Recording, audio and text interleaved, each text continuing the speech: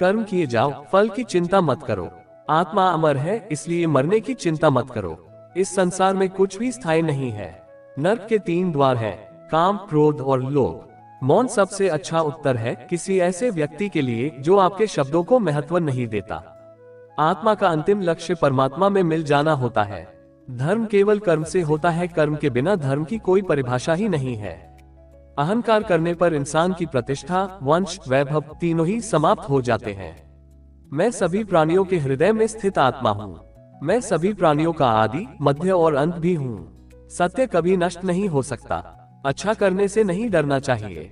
समय कभी नहीं रुकता। आज यदि बुरा चल रहा है तो कल अवश्य अच्छा आएगा। आप केवल निस्वार्थ भाव से कर्म कीजिए, केवल वही आपके हाथ में है। धर्म कर्म से होता है, कर्म के बिना धर्म की कोई परिभाषा नहीं है। मैं श्रेष्ठ हूँ, यह आत्मविश्वास है, लेकिन सिर्फ मैं ही श्रेष्ठ हूँ, यह अहंकार है।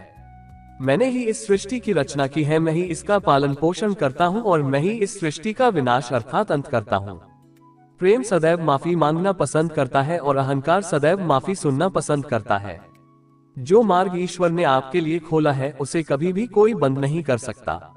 मनुष्य का जीवन केवल उसके कर्मों पर चलता है। जैसा कर्म होता है वैसा उसका जीवन होता है। लोग अक्सर सच कहने से बचते हैं या डरते हैं, पर सत्य कभी छुप नहीं सकता और न ही कभी मिट सकता है। कितना भी छुपा लो पर सच तो उजागर हो ही जाएगा।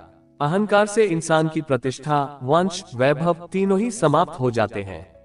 आत्मा अमर है, इसलिए मरने की चिंता कभी मत करो। मैं ही इस सृष्टि की रचना करता हूँ, मैं ही इसका पालन पोषण करता हूँ और मैं ही इस सृष्टि का विनाश करता हूँ। जब संसार में धर्म की हानि और अधर्म की विजय होगी तब मैं इस पृथ्वी पर अवतार लूंगा।